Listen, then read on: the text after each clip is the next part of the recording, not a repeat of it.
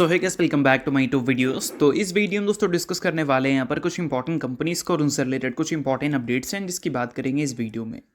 तो चलिए दोस्तों वीडियो की शुरुआत करते हैं। सबसे पहली कंपनी की बात करते हैं।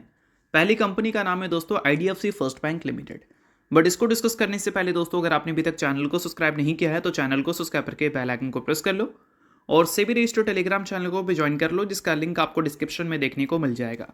और एक डिस्क्लेमर भी है, जो भी कंपनी से रिलेटेड न्यूज़ एंड अपडेट्स हम लोग कवर करेंगे वो सारी न्यूज़ एंड अपडेट्स सिर्फ और सिर्फ एजुकेशन पर्पस के लिए है, सीखने के लिए है। तो इसको किसी भी तरह का इन्वेस्टमेंट एडवाइस मत समझना, आप खुद से रिसर्च और एनालिसिस भी कर सकते हैं। तो चलिए दोस्तों वीडियो की शुरुआत करते हैं। सबसे पहले बात करते हैं IDFC फर्स्ट बैंक से रिलेटेड कुछ इंपॉर्टेंट न्यूज़ एंड अपडेट्स के बारे में। सो दोस्तों, अगर रिसेंट टाइम्स में इस कंपनी की परफॉर्मेंस की अगर हम बात करें तो वो हमें काफ़ी ज़्यादा इंप्रेसिव देखने को मिली है, काफ़ी अच्छा देखने को मिला है।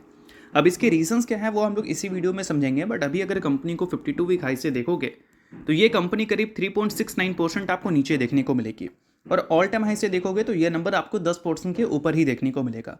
यानी कि रिसेंट टाइम में जो कंपनी में अच्छी रिकवरी देखने को मिली है वो रिकवरी आगे भी कंटिन्यू हो सकती है, इसकी पॉसिबिलिटीज़ काफ़ी ज़्यादा है। बाकी अगर हम बात करें इस रिकवरी के रीजंस के बारे में, तो रीज़न ये है कि कंपनी ने जब Q2 के अर्निंग्स को रिपोर्ट किया था तो उस टाइम कंपनी के मैनेजमेंट ने बोला था कि Q2 में जो नेट इंटरेस्ट मार्जिन है वो लोएस्ट लेवल पे है। Q3 की बात करें तो वहाँ पर कंपनी के नेट इंटरेस्ट मार्जिन इंप्रूव करेंगे और Q4 में भी ये सिलसिला एज इट इज़ कंटिन्यू रहेगा। तो इस वजह से इस बार Q3 में मार्केट की जो एक्सपेक्टेशन है इस कंपनी से वो अच्छी है, खासकर कंपनी के नेट प्रॉफिट को लेकर। अगर हम बात करें दोस्तों कंपनी के Q3 के अर्निंग्स के डेट के बारे में, तो डेट हमारे पास आ चुका है जो कि है 31 जनवरी का। इस दिन कंपनी अपने Q3 के रिजल्ट हमें शो करती हुई दिखेगी, और Q3 के रिजल्ट जो कंपनी शो करेगी उसमें रेवेन्यू की एक्सपेक्टेशन क्या है, प्रॉफिट की एक्सपेक्टेशन क्या है, चलिए उसको समझते हैं। तो देखो, रेवेन्यू हमेशा आपको नेट इंटरेस्ट मार्जिन के बेसिस नेट इंटरेस्ट इनकम के बेसिस पर डिसाइड होता हुआ दिखता है। तो रेवेन्यू के पैरामीटर को चाहो तो आप इग्नोर भी कर सकते हो। बट जब हम बात करते हैं प्रॉफिट के पैरामीटर के बारे में, क्योंकि प्रॉफिट की वजह से ही तो कंपनी में रिकवरी देखने को मिल रही है। तो पिछले क्वार्टर में कंपनी ने 348 करोड़ का नेट प्रॉफिट दिखाया था, और पिछले साल के Q3 में कंपनी का प्रॉफिट था 340 करोड़।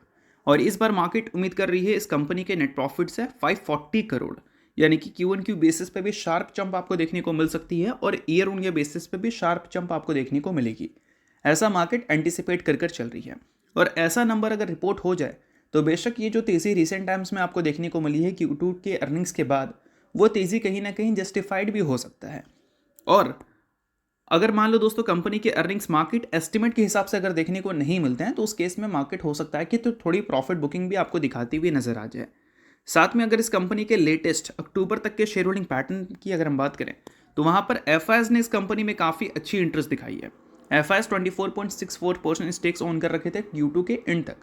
अक्टूबर में ये नंबर सीधा 35% से ऊपर चला गया था, और DIS की बात करें तो उनके स्टेक्स आपको लगभग 4% से डाइल्यूट होते हुए नजर आए थे। तो ये सारी कुछ इंपॉर्टेंट चीज़ें हैं जो कि IDFC फर्स्ट बैंक के इन्वेस्टर्स को पता होनी चाहिए, इस वजह से ये सारी चीज़ें मैंने आपको बता दिया। सो अब दोस्तों वीडियो में आगे बढ़ने से पहले बात कर लेते हैं एक सेबी रजिस्टर्ड टेलीग्राम चैनल के बारे में जिसका नाम है ट्रेडर पाजी। अब ये सेबी रजिस्टर्ड रिसर्च एनालिस्ट हैं जिनका रजिस्ट्रेशन नंबर आपको यहाँ पर देखने को मिलता है, और इनको 8 साल से भी ज़्यादा का एक्सपीरियंस है ऑप्शन एंड स्विंग ट्रेडिंग में। साथ में 3000 से भी ज़्यादा लोगों को ऑलरेडी ये ट्रेन कर चुके हैं। तो इनके टेलीग्राम चैनल का जो लिंक है वो आपको डिस्क्रिप्शन में देखने को मिल जाएगा। लिंक के थ्रू जाकर जरूर इस चैनल को आप ज्वाइन कर लेना। ज्वाइन करने का सबसे बड़ा प्लस पॉइंट ये है कि काफ़ी सारी कंपनी के टेक्निकल्स को प्रॉपर एनालिसिस कर यहाँ अपडेट किया जाता है, जो कि अभी आपको यूट्यूब पे तो देखने को नहीं मिलता, जिसको आप यहाँ पर आकर ज़रूर चेकआउट कर सकते हैं। उसके अलावा दोस्तों मार्केट से रिलेटेड जो समरी होती हैं वो सारी चीज़ें आपको यहाँ पर देखने को मिलती हैं। मार्केट से रिलेटेड जो इंपॉर्टेंट न्यूज़ एंड अपडेट्स होता है वो भी आपको यहाँ पर देखने को मिलता है। साथ में सेबी रजिस्टर्ड टेलीग्राम चैनल है तो इनके कॉल्स वगैरह भी दिखते हैं, जिसको भी चाहो तो आप चेकआउट कर सकते हो। तो लिंक डिस्क्रिप्शन में है, लिंक के थ्रू जाकर बिल्कुल फ्री ऑफ कॉस्ट आप इस टेलीग्राम चैनल को ज्वाइन कर सकते हैं। तो चलिए दोस्तों बात करते हैं अब अगली कंपनी के बारे में। सो अगली कंपनी का नाम है दोस्तों BSE लिमिटेड। अब दोस्तों BSE को भी देखोगे 52 वीक हाई से तो ये कंपनी करीब आपको 7.3% नीचे देखने को मिल रही है, और ऑल टाइम हाई से भी ये कंपनी 7.3% ही नीचे है, यानी कि जो 52 वीक हाई है वो कंपनी का ऑल टाइम हाई भी है। अब ये कंपनी अपने 52 वीक हाई से हो या फिर ऑल टाइम हाई से हो बहुत ज़्यादा नीचे नहीं है, क्योंकि इस कंपनी में ग्रोथ अपॉर्चुनिटीज़ काफ़ी अच्छी हमें दिख रही है, और आने वाले कल को लेकर नंबर की जो एक्सपेक्टेशंस हैं वो भी काफ़ी स्ट्रॉन्ग है। तो इस कंपनी के रिजल्ट हमें कब देखने को मिलेंगे, तो रिजल्ट के डेट इसके भी आ चुके हैं। अगर हम डेट की बात करें तो वो हमें 9 फरवरी का देखने को मिलता है। इस दिन कंपनी अपने Q3 के अर्निंग्स को हमें शो करेगी। अब Q3 के अर्निंग्स को लेकर मैंने आपको पहले ही डेटा के बेसिस पे चीज़ें बता दी थी कि कंपनी के अर्निंग्स हमें कैसे देखने को मिल सकते हैं। कौन से डेटा के बेसिस पे? तो वो डेटा था डेरिवेटिव टर्नओवर का। अभी ये कंपनी का सर्विसेज टू कॉर्पोरेट्स वाला जो सेगमेंट है वो सबसे ज़्यादा कंपनी को रेवेन्यू दे रहा है। पिछले फाइनेंशियल ईयर का टोटल रेवेन्यू का 80% यहीं से आया था। और इस सेगमेंट को अगर फिल्टर आउट करोगे तो F&O सेगमेंट जो है वो कंपनी को सबसे ज़्यादा रेवेन्यू एंड प्रॉफिट दिया था। ठीक है, तो ये जो सेगमेंट है यही डिसाइड करेगा ना कि कंपनी के अर्निंग्स अच्छे आएंगे या फिर खराब आएंगे। तो ये सेगमेंट हमने Q3 का देखा, कंपेयर किया Q2 से और पिछले साल के Q3 से, और डेटा हमें काफ़ी ज़्यादा शॉकिंग देखने को मिली। शॉकिंग का मतलब ये है कि कंपनी ने काफ़ी इंप्रेसिव टर्नओवर शो किए हैं Q3 में, और इससे यही एंटिसिपेट हम कर सकते हैं कि Q3 को लेकर मार्केट की एक्सपेक्टेशन काफ़ी ज़बरदस्त रहने वाली है। तो एग्जैक्ट मार्केट इस कंपनी की Q3 से क्या उम्मीद कर रही है, चलिए वो मैं आपको बताता हूँ। तो दोस्तों इसमें सबसे पहले हम रेवेन्यू को देखेंगे, क्योंकि ये कोई फाइनेंस कंपनी तो नहीं है, ये एक सर्विस प्रोवाइडर कंपनी है।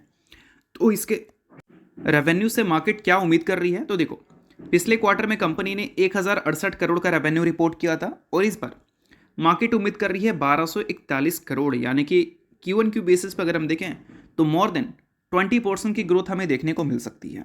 और वही अगर हम ईयर ऑन ईयर बेसिस की बात करें तो पिछले साल के क्वार्टर 3 में कंपनी ने 825 करोड़ का रेवेन्यू दिखाया था। तो वहाँ से अगर देखोगे तो ये नंबर आपको 50% से भी ज़्यादा की देखने को मिल रही है, यानी कि ईयर ऑन ईयर बेसिस पर मार्केट 50% से ज़्यादा की ग्रोथ एंटिसिपेट कर चल रही है, जो कि पिछले क्वार्टर के कंपैरिजन में काफ़ी बेहतर रहने वाला है, क्योंकि इक्विटी डेरिवेटिव के टर्नओवर कंपनी ने काफ़ी अच्छे शो किए हैं Q3 में। बट फिर भी ये सारों चीज़ों को अगर आप इग्नोर भी कर दो, अगर आप बात करो कंपनी के प्रॉफिट के बारे में, तो प्रॉफिट पिछले क्वार्टर में रिपोर्ट हुआ था 557 करोड़, और पिछले साल के क्वार्टर 3 में रिपोर्ट हुआ था 219 करोड़। और इस बार market year on year basis पे पता है कितनी बड़ी ग्रोथ की एक्सपेक्टेशन की है, वो नंबर है 175% का, यानी कि ईयर ऑन ईयर बेसिस पे कंपनी का प्रॉफिट 175% से ग्रो होगा। और इस बार मार्केट उम्मीद कर रही है प्रॉफिट से कि 606 करोड़ का कंपनी नेट प्रॉफिट हमें शो करेगी, जो कि Q1Q बेसिस पे भी अगर हम देखें तो डबल डिजिट की ग्रोथ हमें देखने को मिलेगी, और ईयर ऑन ईयर बेसिस पे भी अगर हम देखें तो बहुत नेक्स्ट लेवल ग्रोथ की एक्सपेक्टेशन है, वो भी 175% की। अगर हम पिछले 5 साल के एवरेज से अगर इसको कंपैरिजन करें, या 3 साल के एवरेज से कंपैरिजन करें, या फिर पिछले 1 साल के भी एवरेज से कंपैरिजन करें, तो ये नंबर काफ़ी ज़्यादा इंप्रेसिव है, जो कि क्लियर कट आप देख सकते हैं। अब इतनी बड़ी प्रॉफिट में उछाल इसलिए देखने को मिल रही है क्योंकि पिछले साल के Q3 में कंपनी का ऑपरेटिंग प्रॉफिट मार्जिन हमें 35% देखने को मिला था, और जनरली कंपनी का ऑपरेटिंग प्रॉफिट मार्जिन 50% के ऊपर रहता है। तो इस बार मार्केट नॉर्मल जो ऑपरेटिंग प्रॉफिट मार्जिन कंपनी का रहता है वही उम्मीद लगाकर चल रही है, और उसके हिसाब से ये नंबर 175% से ग्रो कर जाएगा, ऐसा मार्केट एंटिसिपेट कर रही है। बाकी आपको क्या लगता है कि कंपनी के नंबर अकॉर्डिंग टू एस्टिमेट आएंगे या फिर एस्टिमेट से थोड़े ऊपर नीचे आएंगे, वो मुझे कमेंट में ज़रूर बताना। बट दोस्तों इसके अलावा अगर हम डेरिवेटिव टर्नओवर की बात करें क्वार्टर 4 के बारे में, तो क्वार्टर 4 में सबसे पहला महीना जनवरी का होता है, और जनवरी का अगर पर डे का एवरेज प्रीमियम टर्नओवर देखोगे तो वो आपको 80 करोड़ देखने को मिल रहा है, जो कि पिछले 10 महीना, 15 महीना, 20 महीना, या फिर पिछले 1 डेढ़ 3 साल 5 साल का एवरेज से भी अगर कंपैरिजन करोगे तो ये नंबर सबसे बेस्ट है। तो एक पर्टिकुलर मंथ में इतनी अच्छी एवरेज कंपनी ने अभी तक दिखाया ही नहीं था, बट इस बार जनवरी में दिखा रही है। बट अभी जनवरी का और भी कई सारे ट्रेडिंग सेशन हमें देखने को मिलेंगे, तो ये नंबर ज़रूर ऊपर नीचे होगा। बट अभी के हिसाब से देखोगे तो Q4 भी अच्छी आने की पॉसिबिलिटीज़ हैं, जो डेटा हमारे पास है उस हिसाब से अगर हम देखें तो।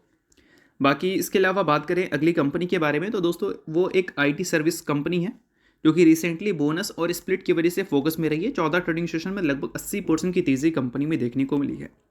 अब कंपनी का नाम क्या है भाई, तो कंपनी का नाम है सिल्वर टच टेक्नोलॉजीज लिमिटेड। अब ये कंपनी ने रिसेंटली डिसाइड किया है 1:1 के रेशो में बोनस देने का, और 1:5 के रेशो में स्प्लिट देने का। सो अगर आप इस कंपनी के शेयर होल्डर हैं तो बेशक इस न्यूज़ को आप नोट कर सकते हैं। इन्वेस्टर नहीं है, आप इग्नोर कर सकते हैं, न्यूज़ थी इस वजह से मैंने बता दिया, बाकी ये किसी भी तरह का रिकमेंडेशन नहीं है। तो चलिए इसके अलावा बात करते हैं अगली कंपनी के बारे में, जिसका नाम है दोस्तों NSDL। बट इसको डिस्कस करने से पहले अगर आपने अभी तक सेबी रजिस्टर्ड टेलीग्राम चैनल को ज्वाइन नहीं किया है तो उसको जाकर आप ज्वाइन कर लो, लिंक आपको डिस्क्रिप्शन में देखने को मिल जाएगा। अभी मार्केट में जिस हिसाब से वॉलेटिलिटी दिख रही है, इस वॉलेटिलिटी को काउंटर करना है आपको, तो प्रॉपर एनालिसिस आपको चाहिए होगा। तो इसलिए आप इस टेलीग्राम चैनल को ज्वाइन कर सकते हैं, जहाँ पर कई सारी कंपनी के टेक्निकल्स को प्रॉपर एनालिसिस कर अपडेट किया जाता है, जिसको फ्री में आप चेकआउट कर सकते हैं। उसके अलावा दोस्तों सेबी रजिस्टर्ड टेलीग्राम चैनल है, तो इनके कॉल्स वगैरह भी दिखते हैं, जिसको भी चाहो तो आप चेकआउट कर सकते हो। तो लिंक डिस्क्रिप्शन में है, लिंक के थ्रू जाकर बिल्कुल चैनल को फ्री में आप ज्वाइन कर सकते हैं। अब बात करते हैं NSDL के बारे में। तो NSDL अभी अपने 52 वीक हाई से कितना 27.9% आपको नीचे देखने को मिल रही है। क्यों भाई? क्योंकि लिस्टिंग इस कंपनी का काफ़ी अच्छा हुआ था, लिस्टिंग के बाद की भी परफॉर्मेंस काफ़ी अच्छी थी। क्यों? क्योंकि डिपॉजिटरी की अगर मार्केट की बात करें तो उसमें ये कंपनी डुओपोली खेलती है। यानी कि दो ही कंपनी डिपॉजिटरी वाले मार्केट को चलाती है, एक CDSL है और एक NSDL है। तो प्लस पॉइंट था वो सारी चीज़ें प्राइस्ड इन हुई, इस वजह से कंपनी के वैल्यूशंस और परफॉर्मेंस में तेज़ी देखने को मिला था।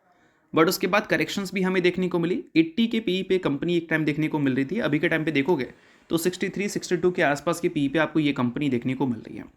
और इस कंपनी को अगर हम NSDL से कंपैरिजन करें, सॉरी CDSL से कंपैरिजन करें, तो CDSL के रिसेंट नंबर्स और NSDL के रिसेंट नंबर्स में काफ़ी डिफरेंस आपको देखने को मिल जाएंगे। वही NSDL का जो ग्रोथ रेट है वो पॉजिटिव है, CDSL का ग्रोथ रेट हमें नेगेटिव देखने को मिला है। बट अगर हम बात करें दोस्तों करंट मार्केट कैप पर सेल्स के डेटा के बारे में, तो वहाँ पर CDSL को मार्केट ने अभी के टाइम पे ज़्यादा वैल्यूशन दे रखा है NSDL के कंपैरिजन में। NSDL का रेशियो आपको देखने को मिलता है 14.46 और CDSL का देखने को मिलता है 27.75। इसका मतलब क्या है वो मैं आपको समझाता हूँ। देखो, सेल्स के बिहाफ पे मार्केट कैप कंपनी को क्या मार्केट दे रही है, यानी कि स्टॉक मार्केट किसी भी कंपनी के सेल्स के बिहाफ पे उस कंपनी को मार्केट कैप देती है, कितना मार्केट कैप ये कंपनी का रहना चाहिए, जो कि वैल्यूएशन के बेसिस पे डिसाइड होता है। अब अगर आपका सेल्स कम है, मार्केट कैप ज़्यादा है, तो आपका मार्केट कैप पर सेल्स का जो रेशियो है वो ज़्यादा देखने को मिलेगा। और सेल्स अगर आपका ज़्यादा है, मार्केट कैप कम है, तो आपको ये रेशियो कम देखने को मिलेगा।